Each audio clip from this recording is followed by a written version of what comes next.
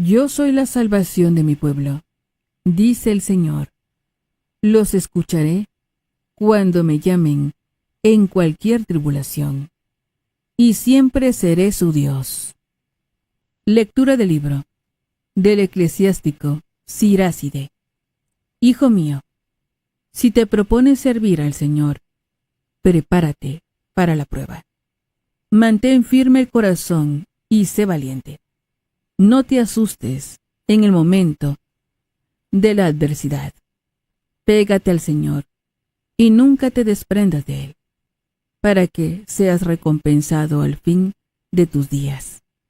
Acepta todo lo que te sobrevenga, y en los infortunios ten paciencia, pues el oro se purifica con el fuego, y el hombre a quien Dios ama en el crisol del sufrimiento. Confíate al Señor, y Él cuidará de ti. Espera en Él, y te allanará el camino. Los que temen al Señor esperen en su misericordia. No se alejen de Él, y no caerán. Los que temen al Señor confíen en Él, porque no los dejará sin recompensa. Los que temen al Señor esperen sus beneficios, su misericordia y la felicidad eterna. Miren a sus antepasados y comprendan. ¿Quién confió en el Señor y quedó defraudado? ¿Quién perseveró en su santo temor y fue abandonado? ¿Quién lo invocó y fue desatendido? El Señor es clemente y misericordioso. Él perdona los pecados y salva en el tiempo de la tribulación. Palabra de Dios. Te alabamos, Señor. Salmo responsorial, Salmo 36. Pon tu vida en las manos del Señor. Pon tu vida en las manos del Señor. Pon tu esperanza en Dios. Practica el bien y vivirás tranquilo en esta tierra. Busca en Él tu alegría y te dará el Señor cuanto deseas. Pon tu vida en las manos del Señor. Cuida al Señor la vida de los buenos, y su herencia perdura. No se marchitarán en la sequía, y en tiempos de escasez tendrán hartura. Pon tu vida en las manos del Señor. Apártate del mal. Practica el bien, y tendrás una casa eternamente, porque al Señor le agrada lo que es justo, y vela por sus fieles. En cambio, a los injustos los borrará de la tierra para siempre. Pon tu vida en las manos del Señor. La salvación del justo es el Señor. En la tribulación, Él es su amparo. A quien en Él confía, Dios lo salva de los hombres malvados. Pon tu vida en las manos del Señor. Aleluya, aleluya. No permita Dios que yo me gloríe en algo que no sea la cruz de nuestro Señor Jesucristo, por el cual el mundo está crucificado para mí, y yo para el mundo. Aleluya. Lectura del Santo Evangelio según San Marcos. Gloria a ti, Señor.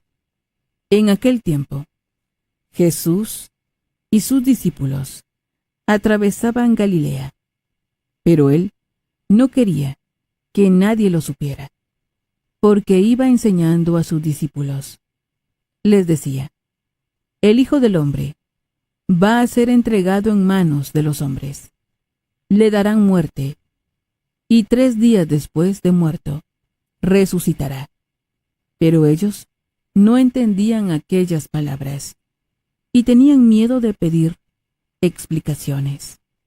Llegaron a Cafarnaúm, y una vez en casa, les preguntó de qué discutían por el camino. Pero ellos se quedaron callados, porque en el camino habían discutido sobre quién de ellos era el más importante. Entonces Jesús se sentó llamó a los 12 y les dijo: Si alguno quiere ser el primero, que sea el último de todos y el servidor de todos. Después, tomando a un niño, lo puso en medio de ellos, lo abrazó y les dijo: El que reciba en mi nombre a uno de estos niños, a mí me recibe, y el que me reciba a mí, no me recibe a mí, sino a aquel que me ha enviado. Palabra del Señor. Gloria a ti, Señor Jesús.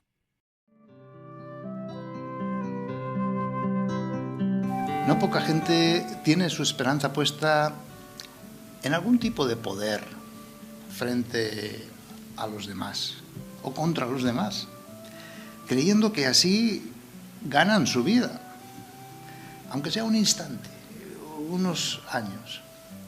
Sin embargo, la esperanza cristiana, esa esperanza que llevamos en nuestra peregrinación, se encuentra en lo contrario, es decir, en la gratuidad del amor.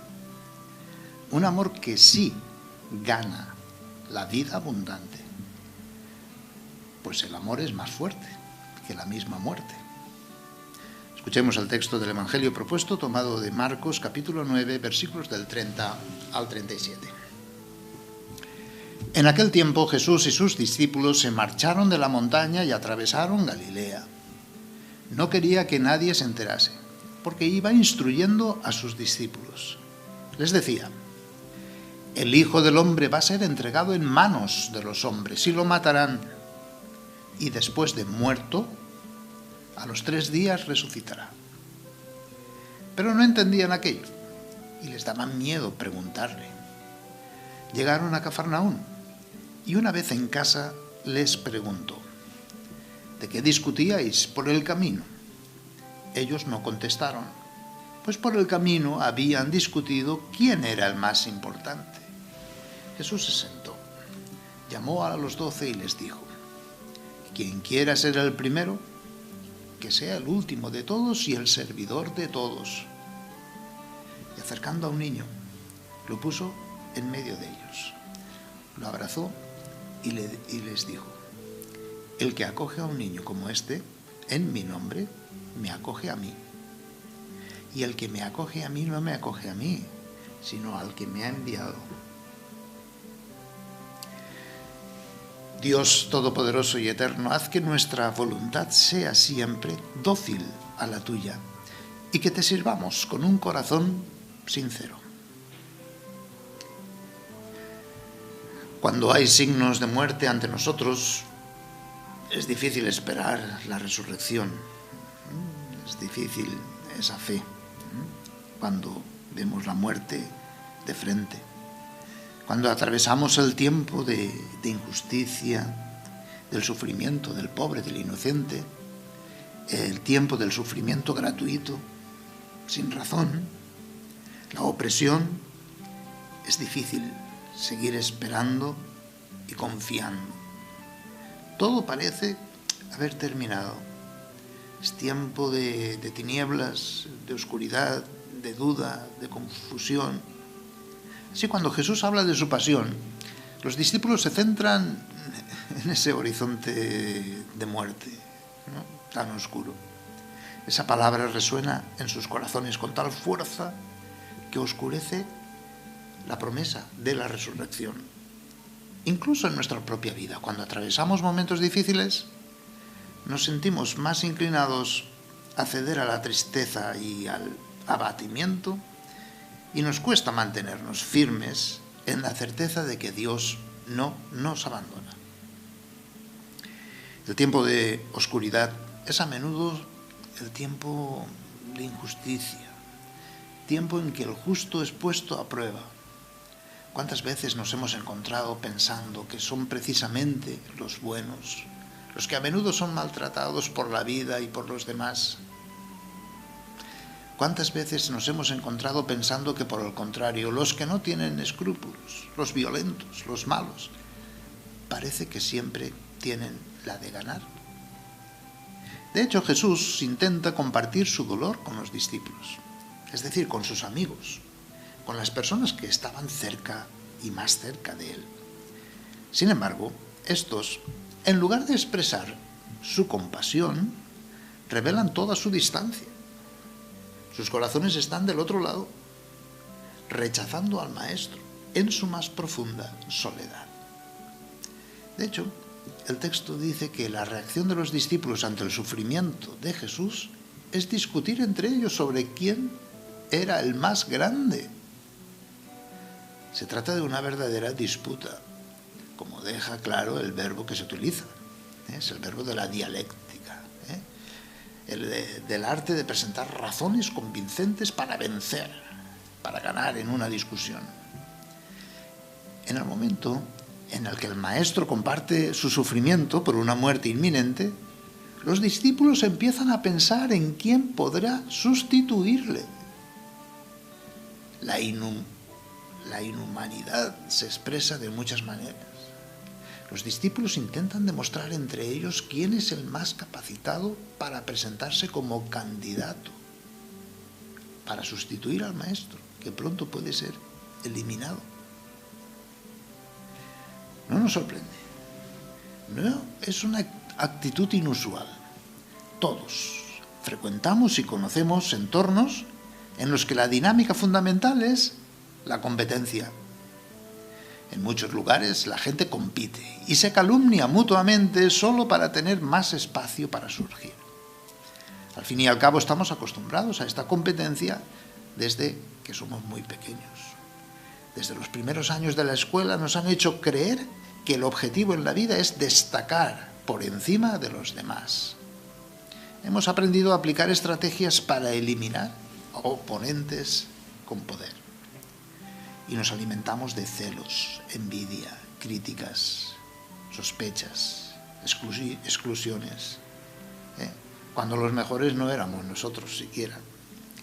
Y así hemos crecido en la demoníaca convicción de que el otro es un adversario al que hay que eliminar. Muchas de nuestras interacciones se basan en este objetivo. Para emerger debemos destruir, debemos emerger, de lo contrario no somos nada. Es la convicción que Satanás infunde en nosotros para que los seres humanos se destruyan mutuamente, haciendo ellos mismos el trabajo sucio. Entramos así en un abismo de competencia que en realidad siempre nos deja vacíos. Nunca nos satisface, sino que por el contrario, crea en nosotros una actitud cada vez más brutal hacia los demás. Para entrar en el reino hay que optar por ponerse el último y al servicio de todos. Esta nueva lógica es incompatible con lo que hemos recibido, ciertamente. Jesús acerca a un niño y lo pone en medio como modelo para que sus discípulos sean como niños, que no se contaminen por los poderes de este mundo, sin ese afán por el dinero, por el placer, el privilegio, el poder, la competencia. Lo que caracteriza la vida cristiana es obrar en nombre de Jesús, es decir, obrar según la lógica de Jesús, sabiendo que sirviendo al más pequeño, al último de todos, estamos sirviendo a Dios mismo. Atrevámonos, ¿sí?, a contemplar a Jesús y este crucificado, es decir, como siervo sufriente.